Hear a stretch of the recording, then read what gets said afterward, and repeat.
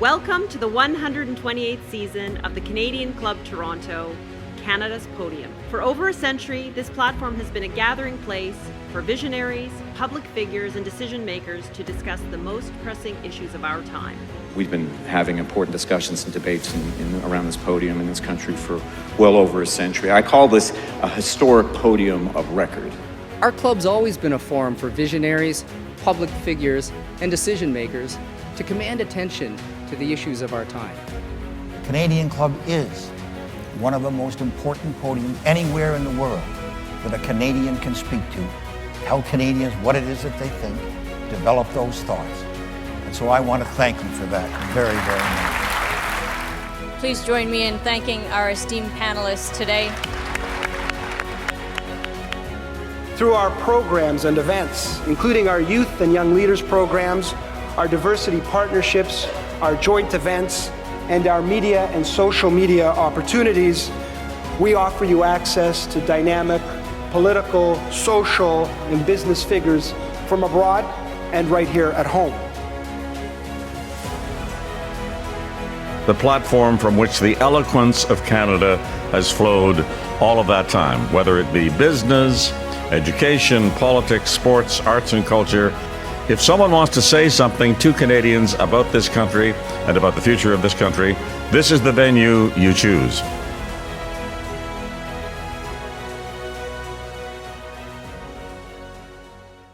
Good afternoon again and welcome back. I hope you had a chance to enjoy lunch and the conversation at your tables. My name is Shazan Chu, President of Canadian Club Toronto.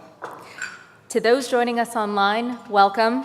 We're glad to have you as part of this important discussion. Today's event is generously sponsored by TD and PwC. We thank you both for your commitment.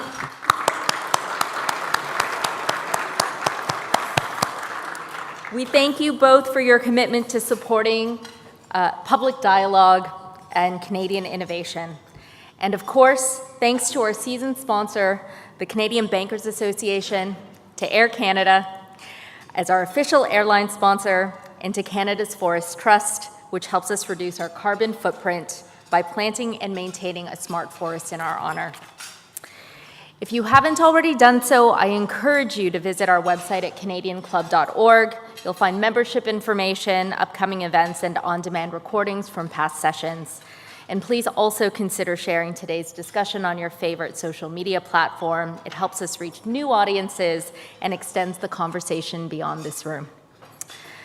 Now, I'm sure many of you have questions about the future of aerospace, defense, and innovation in Canada. Please use the question cards on your table. Our team will collect them and share them with today's moderator. And if you choose to do so, please write clearly and legibly to save our moderator from squinting. Thank you. For our online participants, please use the Submit a Question button on the right-hand side of your screen. At this time, I would like to introduce our guest of honor. Éric Martel is the President and CEO of Bombardier, a role he has held since 2020 after previously serving as CEO of Hydro-Québec. An engineer by training, he has built a distinguished career in aerospace and energy leadership. He is also a strong advocate for education, innovation, and community engagement across Canada.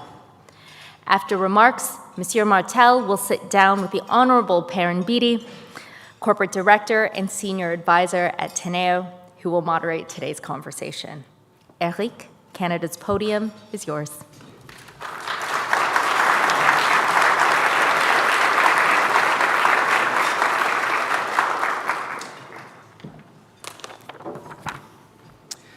So, ladies and gentlemen, good afternoon.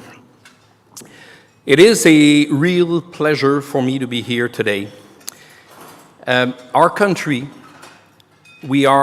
is at a pivotal moment. Over the past few months, we've seen generational shift in how our federal government approaches defense investment, with Canada's commitment to reach 5% GDP in defense spending by 2035.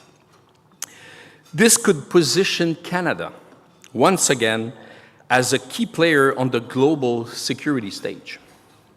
If the investments are done in a strategic way, leveraging also the immense capability we have in Canada, but also seeing them as a nation-building opportunity.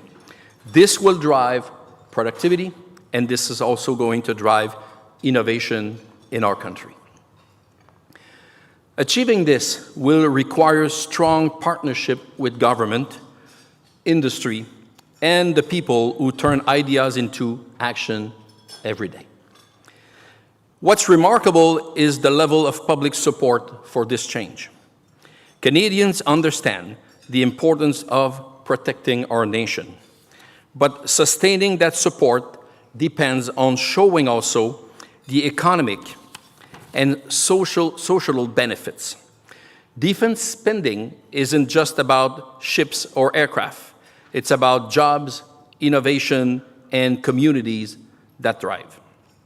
As the leader of a company that has been designing, building, and supporting the aviation industry for over 30 years now, I see firsthand how innovation, investment, and human talent intersect with investment and others. Every aircraft we deliver, every research initiative we undertake at Bombardier contributes not only to our company, it contributes to Canada's economy and global reputation as well. In 2024, as an example, Bombardier's operations supported 48,500 jobs in this country, and we contributed to $7.4 billion to Canada's GDP. Salaries for these employees totaled more than $3.2 billion, and government revenue reached $1.2 billion through taxes and income and production. With over 95% of our aircraft, and actually it's more 98% now, destined for international markets, Bombardier contribute to 5% of Quebec total export, and we also value 1% of all the export for our country, for Canada. So Bombardier represent 1% of all the export. These are not just numbers. They represent livelihoods, communities, and expertise that can sustain a national industrial base for decades. Looking forward, we project that between 2025 and 2029, our manufacturing activities alone will contribute an estimated $39.6 billion to Canada's GDP, but also support over 258,000 jobs across the country. This includes $3.3 billion in GDP contribution from R&D investment, and which cultivate skills, of course, innovation and new technologies that benefit industries and academia. Bombardier's R&D program employed thousands of interns and students every year, ensuring a continuous transfer of knowledge. Canada is one of very few nations capable of designing, engineering, building, certifying, and servicing aircraft to the highest standard.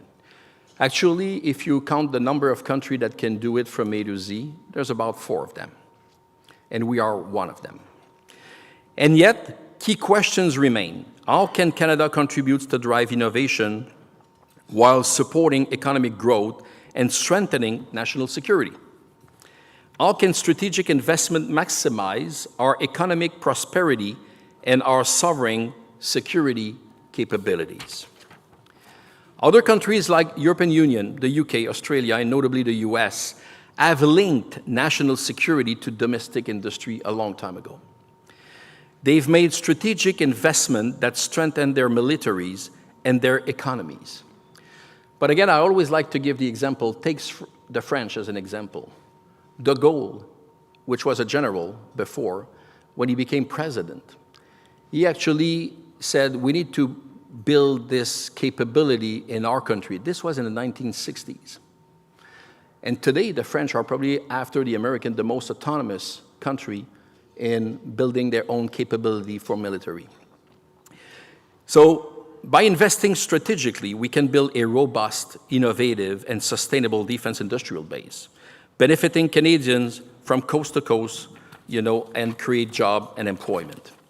Canada already has a strong foundation. Our defense industry contributes nearly for $10 billion of our GDP and supports around 80,000 jobs. Yet much of this work focuses on supporting foreign product. This is okay, but in areas where we have comparative advantage, we can also develop and support home-ground solutions. We can be linked in value chains control abroad, but can also lead some of these value chains by sitting on top of the innovation ladder for some of the capabilities our women and men in uniform need. In my view, if we are able to support our allies with innovative solutions, it will make Canada most indispensable on the international scene.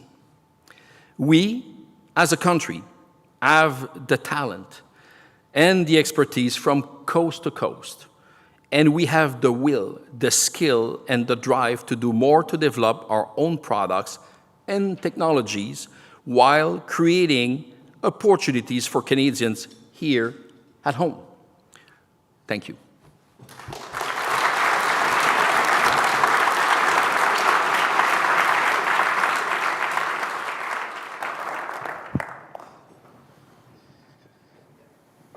Perrin. Thank you. Thank you, Éric, very much. Well, so Éric, it is 5 years ago. Yes. As of this spring, Yes. you came back to Bombardier Absolutely. and took on the responsibility of CEO. What did things look like then? Yeah. It was a difficult time. If you go back to April 2020, it was April 6, 2020, the whole world was stopped. So COVID was hurting us right in the, at that moment. And coming back at that time was challenging because the first 9 months at Bombardier, I had to restructure the company. We had to sell our train division.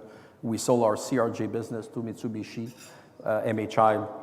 We had to sell one of our plants in Belfast. But the idea was to focus the company on the right thing. And we felt at the time that we were the best private jet maker in the world, and we could compete, nose to nose with our competitors, and even better. So we made those difficult choices. We made also some strategic choices at the time. We decided to stop producing small jet like Learjet. We focus on the medium and large segment, but we also accelerated the development of our services business. And our services business, to give you a figure, was $1 billion US in 2020. Last year it was 2.2 billion. So we more than doubled in 4 years. And the services business, we're tapping into the install base of plus more than 5,000 planes flying. And we created Bombardier Defense also in the first year and a half I was back. So we made, I think, the right strategic choice. And as I always like to tell my team, if you have the right strategy and you execute it properly, you'll be successful. And I think, it's a bit of a turnaround story in our case. We've been improving and our balance sheet has improved and a lot of other things. So today we're in a very, very good place and we're, gonna grow our defense even much more, especially right now in the current context that there's a lot of needs. But also, our services business will continue to grow quite significantly. It wasn't always that way, that you would expect that if there was news from Bombardier that it was going to be good, exciting news. But you underscored the fact that 1% of Canada's exports are produced by Bombardier. Absolutely. And there are a number of things 50,000 jobs, directly and indirectly, created by Bombardier. Some of the things you didn't mention.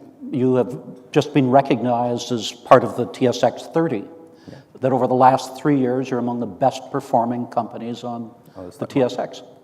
Your stock, compared to where you were when you came in 5 years ago, is about 1,400% higher. Absolutely. Than it was at that time. Good.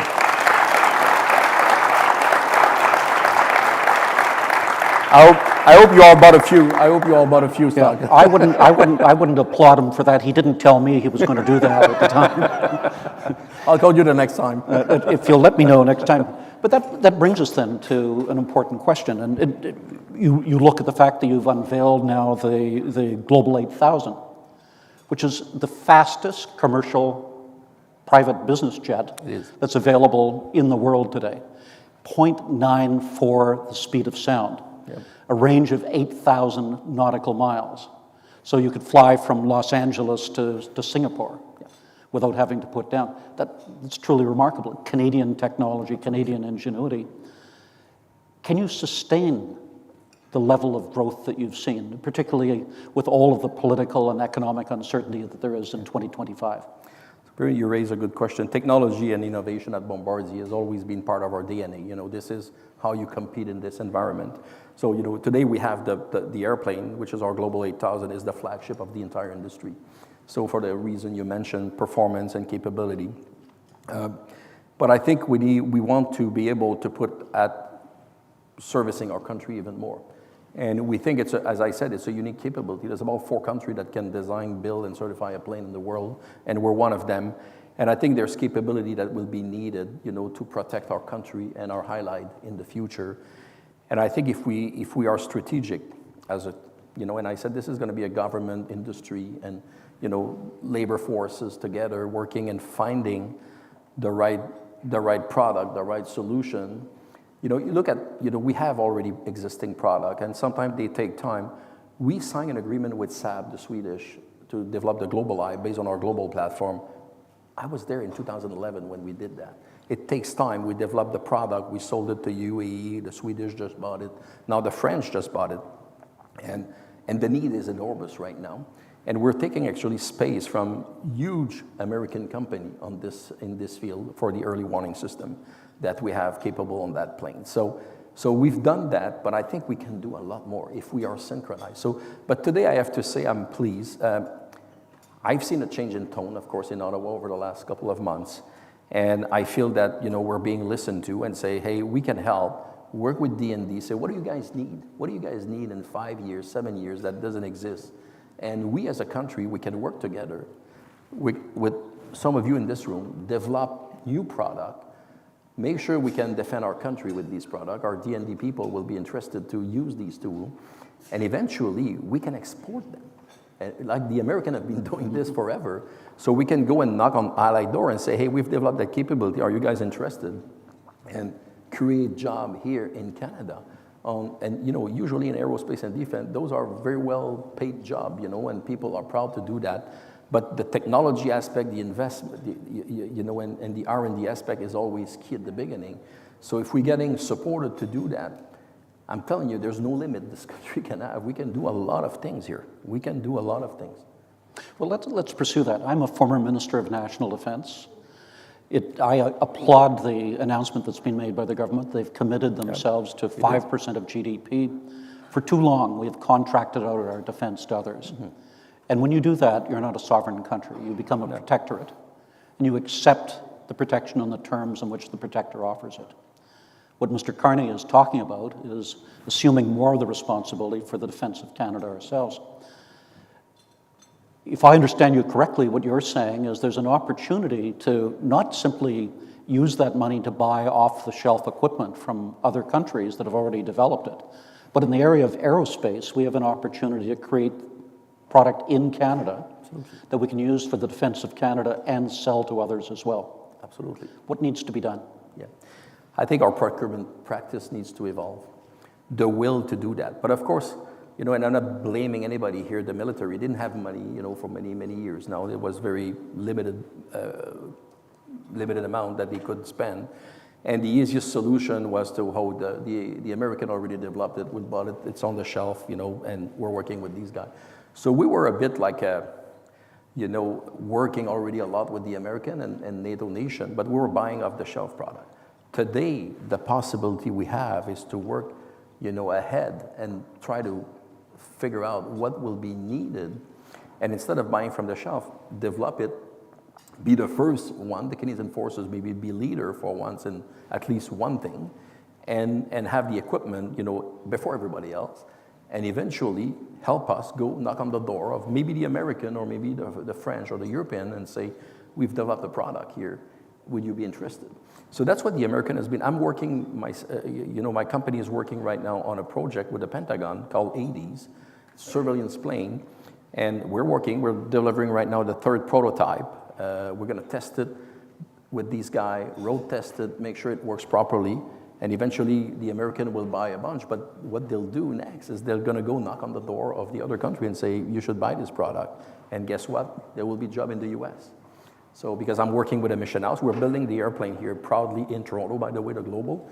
It's built here at our new facility at Pearson. But we're doing the modification in the US today. But this doesn't have to carry on. You know, today I have an incentive to do it in the US because the American are the one buying and my mission house partner is in the US. But eventually we could do much more. I can install a radar on the airplane if needed or a communication system inside. We know how to do it. Eric, when I was president of the Canadian Chamber, one of the things I often heard from Canadian companies is their toughest sale was here at home. They often made their first sale abroad, and the first question they'd be asked as they were trying to do it is, has your own country bought it? Yeah. What's the track record here in Canada in terms of our using government procurement, federal or provincial, to actually drive development in Canada? The truth, Perrin, is it's been non-existing. Bombardier has been, you know, I just said it, I said plus 95, but the reality, if you look at last year, 98% of the product we built it last year were sold in this country. But actually, it's even more if I'm talking about procurement, you know, Canadian government procurement. It was actually zero for that many, many years. So I think that's an opportunity to turn it around and think about how the American or the French are doing it, because we haven't been successful. You know, and I don't want to get back to this. There was a big procurement 2 years ago that we could have done, but the easier solution was to buy from Boeing, and you know we could have worked together. You know, the funny thing here, not funny, but you know the reality is that we are working today with Leonardo, an Italian firm, to create a maritime patrol airplane, which will be replacing the P-8 that Canada just bought. So we're going back to the guys that bought it 25 years ago, and we're going to be a Canadian solution with the Italian, probably, and the European, to replace what we just bought as a country. So, and I know there was timing and needs and everything, but at the end, it's important. If we would have known 10 years before that they wanted to purchase it, maybe we could have worked together, and they would have been the first country to get what everybody else is going to buy now, which is a Canadian product. But it's a bit sad to say that, hey, you know, you're being successful elsewhere, but you haven't been successful in your own country. Today, the Global Eye and other version of the early warning airplane we're building are in demand, like across the board. You know, so we're going to be successful, and we're going to be building the Global here in Toronto. We're going to create jobs. But we could do even more. That's the point of what we're saying today. Let's work together, anticipate needs, develop product, you know, put our innovation capability and R&D capability at contribution to serve our country and create jobs. You know, there are jobs that, you know, will be exciting for the young generation and will reposition our country also internationally. Okay, in terms of first being ourselves confident, but also having an influence on the rest of the world, like we used to do, by the way. You know, somebody was telling me, I didn't check the number, but apparently during the Second World War, do you know how many airplanes we built in this country? And I know they were less sophisticated and probably not as complicated. 16,000 in 5-6 years. We built it, you know, we roll up our sleeve, and we had the can-do attitude probably. I was not even born, but we built it 16,000 planes. So we can do this, and actually we do exist as an aerospace industry because of this. You know, we got created, Canadair, the Avalon at the time, because of the military needs, and then after the military needs, you know, kind of disappeared in our own country, and we all shifted toward, you know, commercial plane because we had the knowledge. But I think there's a rebalance also we could do. The government is committing themselves to equipping the Canadian Forces with modern, effective equipment. There's a great deal of talk, there was after COVID, about onshoring, bringing business back to Canada. And of course, whether it's in the broader economy or in the defense industrial base, which you're part of, we can't do everything. No. Does it make sense for us to make fighter jets in Canada? I think, you know, the fighter jet is a specific question. I think we need to be smart. You know, if we can always do everything, but, you know, there's a lot of other countries that are building fighter jet. The Swedish are, the French, the American have a couple of versions. So it's going to be tough to compete, and those are, long time sustained. If we decide to do one today, it's going to probably take 12, 15 years to get one jet and to have the right thing. But I think we need to be smart as a country, and that's why anticipating needs of what will be needed and maybe be amazingly good in a niche market. Surveillance, early warning airplane is an example. We anticipated that a long time ago, 12, 15 years ago. We saw that coming. To be fully transparent, it took more time than we thought. But today we're super happy we have the platform, and now every single country wants to buy the product.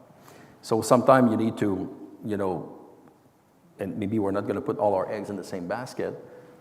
And maybe eventually, Perrin, maybe fighter jet will be a consideration or a partnership, maybe not the whole country together, because today it's so expensive. The Americans are doing it on their own, but you can see right now, other countries teaming up, Japan, Germany, and French considering the sixth generation of fighter jet. So I think maybe we could play a role, be at a table, not to take the whole thing on our own and say, maybe we'll do a part of that, because we have the knowledge and we can work with, the French, the German, the Japanese, whoever wants to work with us. But as a country, this is, by the way, not something Bombardier can decide, especially on the fighter jet. It has to be the Canadian government that says to the French or the German, we want to be at the table. And then they can ask, whoever is going to represent them. It could be Bombardier or somebody else that has the capability. So, and again, we don't have to do it 100%, but maybe the next generation we're going to learn and do something, and then maybe we can have a bigger scope. But I think in the shorter term and medium term, so there's a bit of a long-term play that could be fighter jet, but I think in the shorter term, there's niche and area right now. There's all kind of possibility with drone, right now. Drones right now are limited by the payload. Can we do something that has more payload, can carry more? So those are the questions that, we're not expert at that, but the military will tell us, hey, this would be an interesting product for us. And then we can work together in developing it. So if we can't do everything and we have to identify niches, we want to look at niches where A, there's a need in Canada, but B, where we have an expertise in Canada that makes us competitive with the rest of the world and that we can build upon. In the aerospace sector, what are some of those niches that you would see? You mentioned drones as a possibility. Drones as a possibility. Surveillance is another. Surveillance is another one. Early warning system, maritime patrol is another one. So that we're considering right now. We've announced a partnership at the Paris Air Show with the Italian, which is these guys are very capable. So now we're teaming up. Our team are working together, and this could be the next product that could replace the P-8 of Boeing, as an example. And does the government today have a defense industrial strategy? Yeah, they do, but I think it's right now they started to develop that, but I think it's and the industrial strategy doesn't exist today. Overall strategy is not existing, and I think we've been having the conversation with the government. We said it's important to have a vision all together and align everybody towards that vision, which will be the policy we're going to be developing. But I think, I hear good things. The Prime Minister mentioned, more Canadian content, more capability. Let's leverage what we can do as a country and build around that, so which is our similar capability of what we have, but there's other company also that can contribute. So it will require that there be a consultation in a meaningful way. Absolutely. Between government and industry and a genuine partnership. Absolutely. One of the points that you folks have made previously is that when it comes to designing procurements for DND, that often it's based on specs that have been developed in isolation by government rather than on performance. What's the distinction you make there? I think this is something we need to rethink as a country. Having very complex specification, first of all, it's very costly because then we need to turn around and meet all the specification. I was in a testimony about a year ago when we lost the contract for the P-8. And we were working, so here they're very complex specification. I was telling them I'm working right now on another country. I received the RFP request. It was 34 pages, not 1,000.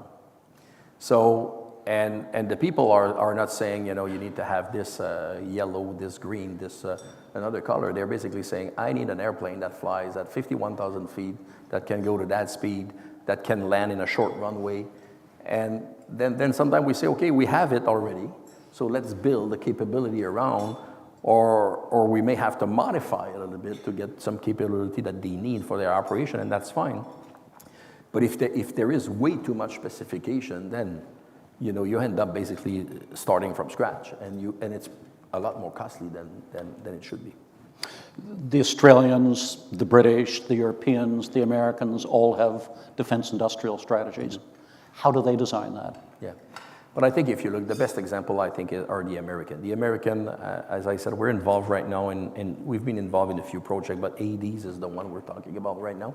This is a surveillance plane, basically capable of detecting if missile will be, shot at you. And today we're going to be replacing, they're doing it with Beechcraft airplane, which flies at 20,000 feet. Our plane can fly at 51,000 feet. So you're going to see much further if something is being thrown at you much earlier, which has an amazing advantage and is important. And we have all kind of very sophisticated system on the plane being installed. So we do work with Sierra Nevada Corporation, our partner in the US. We provide the plane. We make the modification on the plane because you've put radar and all kind of systems, so you want to make sure the airplane is still going to fly straight and be able to do what it's supposed to do. So because you're unbalancing the plane, and then we're the best position to do that. We have all the science, all the data about the flight testing of these planes. So we put what we call shapes around the airplane just to rebalance everything so that it flies straight again, or the performance is still there. So we know how to do this, okay? We're the best one to be able to do that, and we install. Today we're doing work for the German right now, Pegasus program. It's complex, so we do this. It's our global build here, but we're making the modification in the US. Actually, we have a couple of projects with the German. They've always loved our plane. And I'm very proud of one thing. I see some of the guy here that works at the facility. I was told one day that, our airplane, our global, is the most reliable plane in the US Air Force. 99.85% dispatch reliability. So that plane never breaks, works all the time. And it's important, so we have a reputation of building reliable product, capable product with a lot of capability. Eric, we often hear when people talk about the American investment in defense that the money that they put into front-end new defense technologies often results in civil spin-offs. Absolutely. The best example people cite is DARPA being involved in the development of the internet. Can you talk for a minute about the potential for the money that we will be putting in Canada into new defense capabilities, how this can have spill-offs on the civilian side? Absolutely. I've been competing, like my two main competitors, which are Gulfstream, they used to work with the government to make defense airplane. And guess what? They develop a system, an avionics system or something, then they can take it, fully funded by US Air Force or whatever, put it and then compete with us, which we don't have here. So the French, I've seen the same thing. So we do compete with these guys. I think we have to admit we're doing fairly well, but they get that advantage that we don't have. Let's take a couple of the questions from the floor, and I want personally as moderator to thank whoever wrote these because they're legible, unlike my writing. How is Bombardier integrating AI or other digital tools into aircraft design and operations? Yeah, that's an interesting question. I just had a review with the team last week. We have a multiple list of different projects. It is at the operational level, as an example. Forecasting spare parts demand, as an example, is one of them. So we're probably the best in the industry right now at doing that because we're using AI to do this. Aircraft, we're actually working on some interesting project. How can we accelerate, reduce our cost to develop the plane, and using AI to do some calculation or testing. When we develop an airplane, you have a bunch of rig test equipment that are costly, that takes a lot of time. Can you do simulation of those and get to the same place much faster? So it's very interesting right now. We're still, I would say, beginners into that, but we still, we got to be careful to our industry, and rightly so. The authorities are very focused on safety, and we are too. Okay, this is like a non-negotiable thing in our industry, and we have also to be convincing, ourselves first, and then eventually the authorities that calculation and everything done, with a computer will be as good as if it's a human being that does that. So we're usually, you know, moving slower sometimes than some other industry and those things, but the first thing is to prove it, work it ourselves, convince ourselves that they're good, and we have nice capability and possibility right now we're working on. From the same person question, can you please talk a little bit about how Bombardier is trying to manufacture quieter planes? Quieter? Quieter. Quieter. So, you know, this has been a very important part for us. You know, we've always been spending time, you know, engines technology can help. Also, the whole isolation of the system, you know, within the airplane is important. Vibrations, anything can help. So this is always when we do a design. Today, if you take our Global 8000, this is extremely quiet airplane.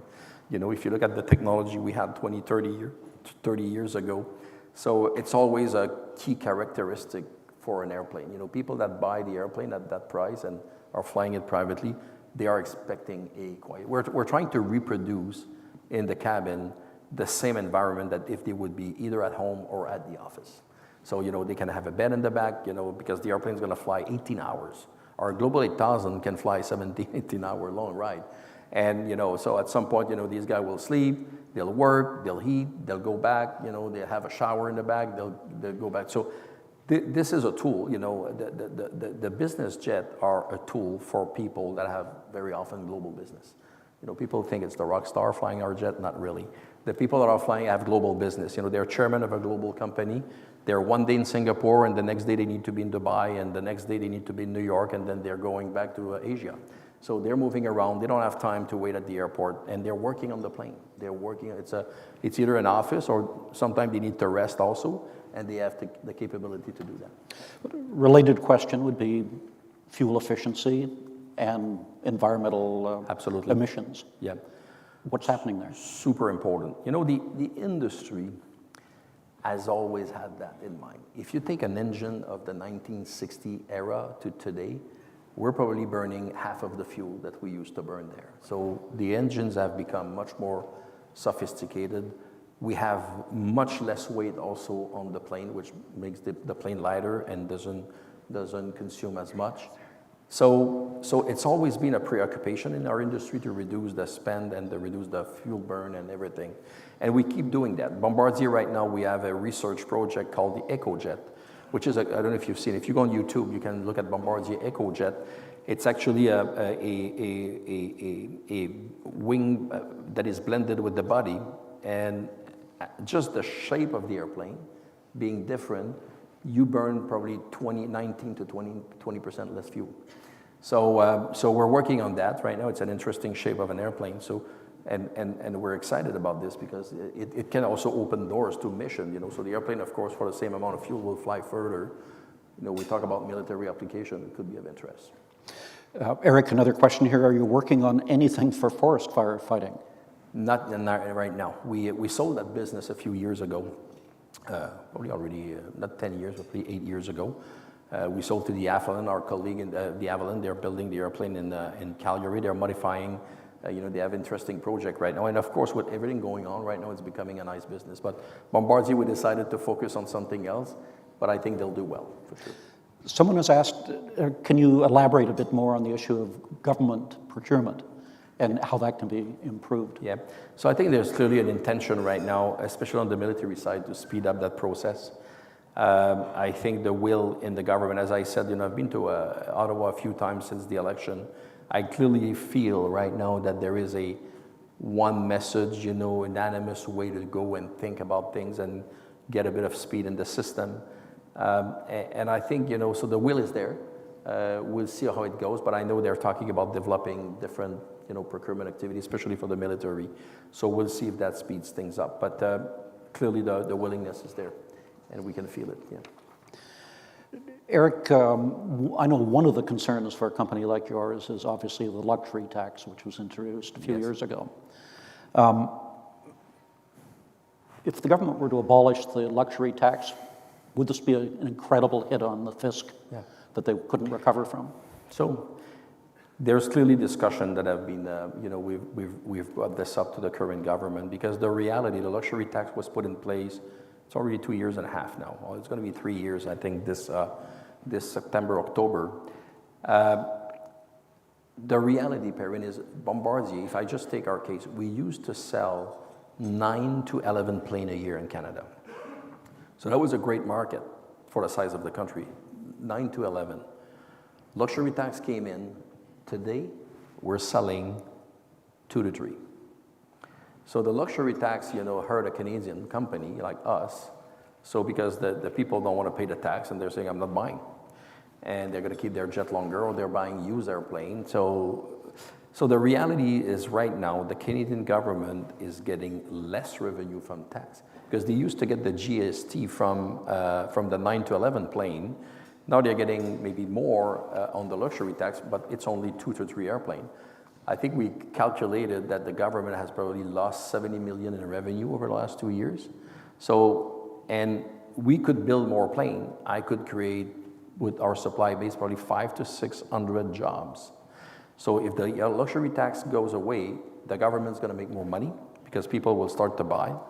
And we will, Bombardier, probably with our supply chain, create 500, 600 jobs in this country. So I think sometimes it's important. Right now I think, my opinion is that it's a lose-lose proposal. Government gets less money. They have to figure out their budgets. I'm sure having a bit more revenue could be of interest. But on our side also, we'll hire people, which will pay taxes, of course, also. Just to underscore that, is it correct that from September 2022 to June 2024, only $14 million was collected on the aircraft component of the luxury tax? Because it's only 2-3 airplanes a year. So 14 million in 2 years got collected. And this would have been dwarfed by? This would have been 80, 100 million-ish if we would have continued to produce, call it 10 planes a year. Time is flying. We have time for one last question, and here it is. If we're having this conversation 10 years from now, what should Bombardier look like? What would be your priorities? Yeah. So I think we'll still be in the business jet, a business jet company. But I think if I look at the distribution of our sales, which today almost 3/4, 75% of our sales are business jet, I think it's going to be towards more 50%. I think we're going to have much more services, and defense will be definitely the other 50%. And you know what? Because of the momentum defense has right now, it could even be bigger. So I wouldn't be surprised in 10 years from now if we sit here saying that Bombardier is maybe as big in defense and services than the rest of the company, or maybe even defense being bigger than the rest of the company. What an exciting time to be here. Yeah. You must be pretty charged up each day when you get up and go into work. Absolutely. As I told my wife the other day, I said, I'm driving in the morning and I'm happy, I'm smiling. The challenges are there. I got an amazing team also, to work, capabilities are there. And I'm excited by the momentum I see right now in the country. So hopefully now we're going to be turning around, putting this, as I said earlier, into action and help the country to grow. This country has a lot of potential, but sometimes we're slow to move. Look at our minerals, we have titanium in the country, we have steel. It's not just about extracting it, we should also transform it. There's all kind of things we could do as a country to do better. I would happily go on all afternoon, but I think that's probably a very good place for us to, Thank you so much, to stop. Thank you, everybody. What a great story. Thank you so much. Thank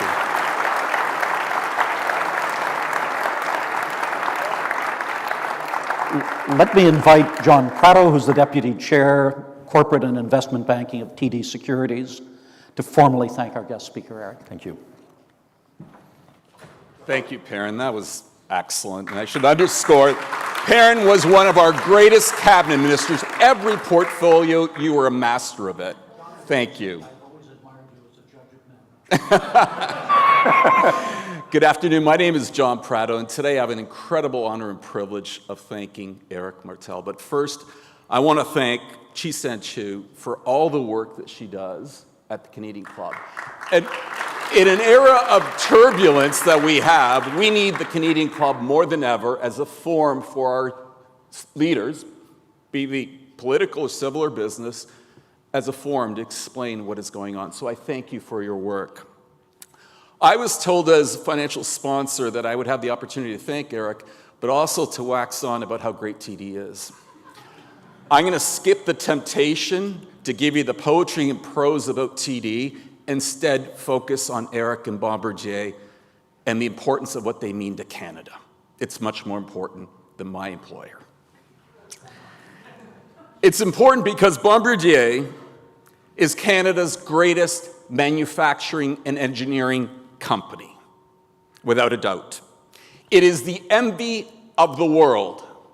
If you are in the UAE, you could be in Dubai or Abu Dhabi, everyone's talking about Global Express. If you're in Europe, they're still talking about Global Express. And if you happen to be at Teterboro in New Jersey and you don't have a Global Express, you're not part of the it crowd. These are strong statements. Bombardier is not just our leading jet company, it is the world's leading jet company with an industry-leading portfolio. I purposely omitted the word business jet from that statement because under Éric's leadership and the technology they've developed working with partners, it is now the best jet in the world for certain military and defense purposes. Think about that. What Bombardier makes, our friends, allies, and even those that aren't friends, they can't make. The French can't make it, the Japanese can't make it, and our dear friends, the Americans, which I consider family, they can't make it. Under Éric's leadership in Q2 of this year, which was a very difficult time, 2 credit agencies upgraded Bombardier. S&P upgraded Bombardier, and Moody's upgraded it from an outlook perspective. Q2 in the middle of tariffs. Let me state that 5 years ago when he joined, the debt-to-EBITDA leverage was in excess of 42.5, I think we hit. Today, it's 3, and Bombardier has the conviction to state that they will be investment grade, and they put it out in their materials. They're at 3, and they're going lower to 2 to 2.5, from 42.5, 43, 5 years ago. Congratulations. Under Éric's leadership, and despite the market uncertainty of the first half, and particularly the first quarter, they ended June with a backlog in excess of $16.1 billion. Here's the key fact. They had one client order 50 new planes for a total of $1.7 billion with a service contract. This is during Q2, during all the market uncertainty because of tariffs. But what makes that so special? That was a new client to Bombardier. Now, anybody buying 50 planes, they've been around the circuit, right? They know planes. Someone on that day lost a major contract, and Bombardier won it, a Canadian company.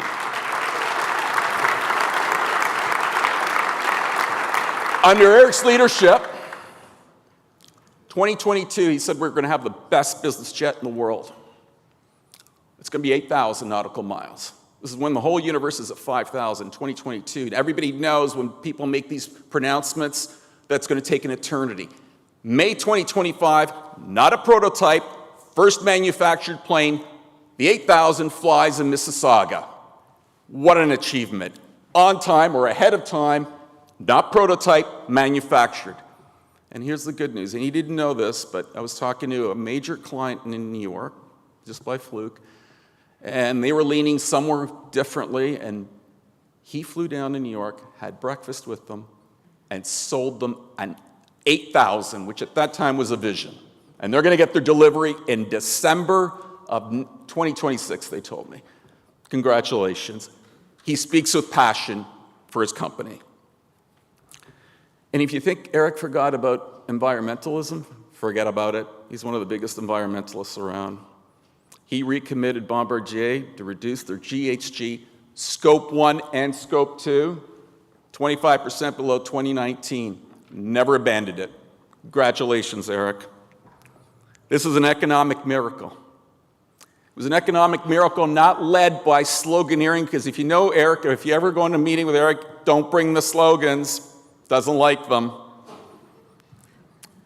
He doesn't like things that sound good. He likes things that are good and sound.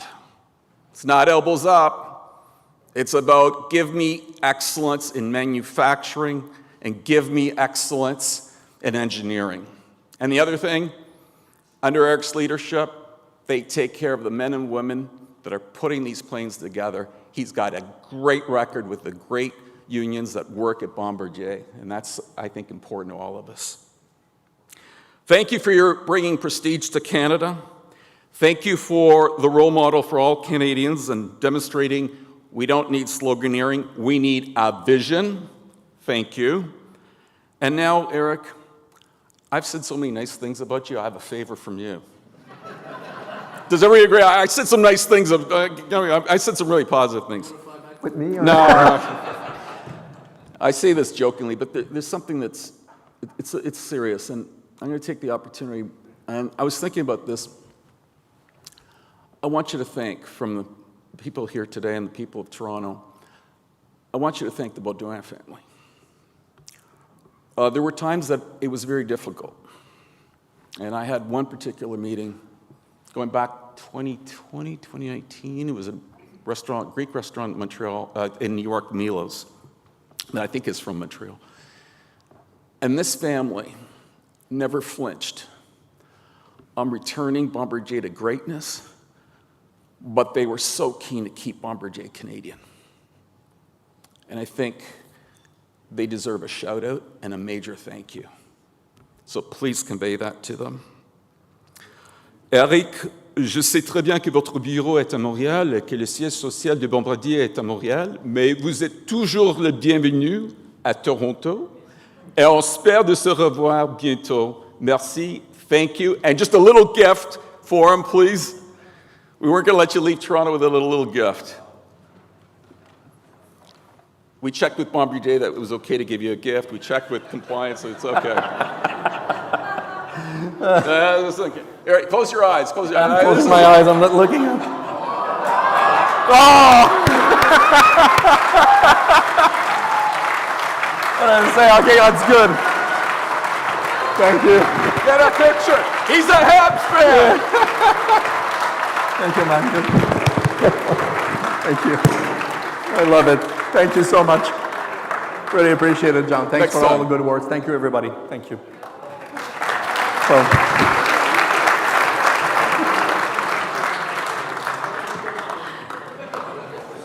Wonderful. Thank you, John. Thank you, Éric. Thank you, Perrin, for this afternoon. To our sponsors, TD and PwC, thank you again for making today possible. And a special thanks to our AV team at VVC Live for expertly supporting today's hybrid event.